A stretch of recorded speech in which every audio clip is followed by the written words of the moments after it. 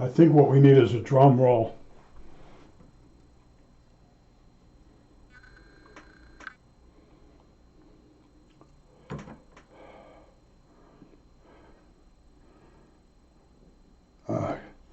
Okay, now, you see those little paws that I put in there?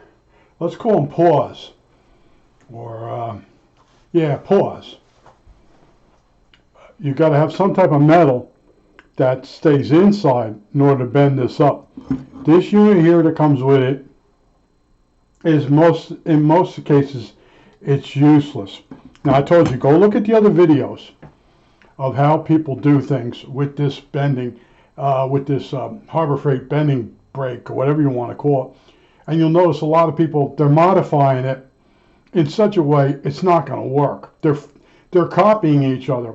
I told you, when I do a video, I show you what I run up against and sort of my solutions. Now I tried using the butterfly blocks, and they weren't giving me any luck. So I found this pseudo clamp my father made. I took it apart and I used the two halves as fingers. Now the next way you can bend this up is this has to turn around the other way, and you have to have fingers inside the box. See, this isn't easy. You look at the bending brake when it's in Harbor Freight, and you, in your mind, you become a dream builder. I could do this, I could do that, and then you get it home, and you go for your first project. And I've bent, like I said, 30-something boxes or more with multiple bends. And this brake, every time I do a box, they're different sizes, and it requires, sometimes I can use those two butterfly blocks. Sometimes I can use this bar itself sticking out of the back of the thing. The bar is in the frame. The bar that comes with it, have it stick out the back. But the next bend has to have the paws inside the box. So I got to work through that. And you have a certain sequence to make this box. And you go look at the videos, and the guy lays it out real quick, and he does it on a bender that's got paws. And that's the kind of bender we had in high school.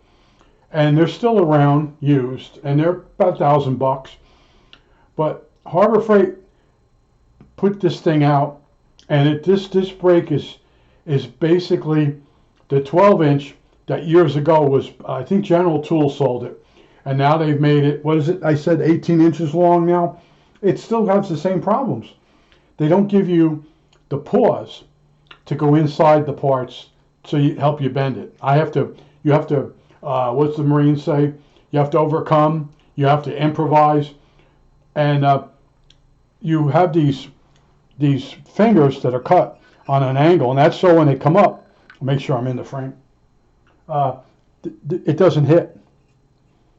And you look at a box, the way it's made, and in your mind you unfold it. And this is a very tiny box that I'm building, and everything's going to just fit in it.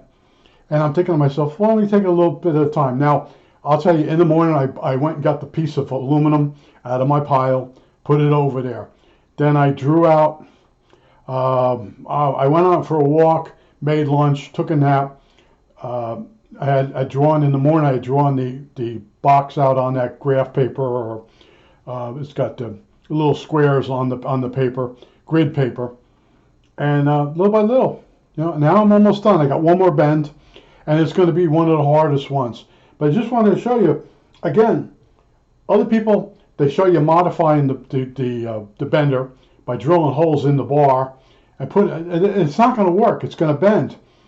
You have to have clamps. Even this 20 gauge aluminum, you better have it clamped. Now, it's possible you could use double sticky tape to keep it from sliding, or wipe the metal down each time and degrease it so it don't slide, or put double-sided sandpaper underneath it so it won't move. I don't know.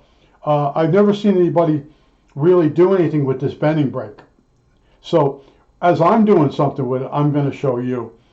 Because like I said, go look at the other 18-inch Harbor Freight bending jigs, and notice all the modifications that people do. They don't actually do anything. And then, there's one guy, he puts it in a really big piece of steel, and he's straining, trying to bend it. See, it does do steel, but as the width of the metal gets wider, not thicker, wider, that's more resistance. And a bigger aluminum box gives me more resistance than this smaller one. So a smaller one with a thinner gauge aluminum is easier to make than the bigger ones. But you run into a problem of having to be able to put a paw inside the box to hold the line, so when you fold it up.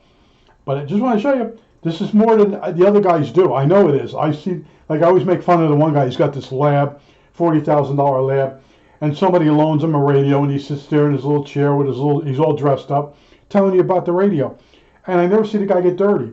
But I have a different attitude. I'm going to show you how I suffice. Not suffice. I pursue.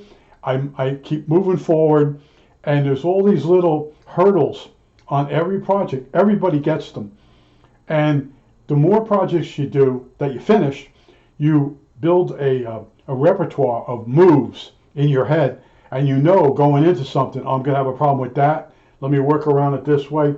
I know going into this, getting this bending brake out, I put it away each time. And like I said, I've had it out at least 35 times. And I put it away. I have the original plastics for the parts.